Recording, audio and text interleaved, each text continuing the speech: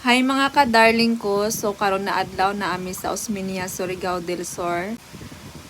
Naami karon sa Lakasaka Farm, nagtan-aw mi kay mao niyang adlaw sa ilahang ting harvest. Sa ilahang tanom na mais mga ka-darling ko, 2 hectares na ilahang tanom, grabe, sobra kadako, maka-amaze ang kalapad sa ilahang kamaisan.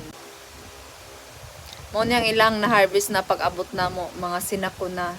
Dagko kay bunga ilahang yellow corn. Mao ni siya ang anak sa Lakasaka Farm. Mao ni siya mga ka-darling ko ang ilahang abot karon nga panahon.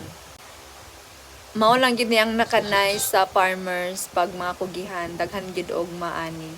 So kaway-kaway dyan sa mga nakaranas og ingon ani sa sakay kabaw mga ka-darling ko. So diri na lang sa tataman mga ka-darling ko. Thank you for watching.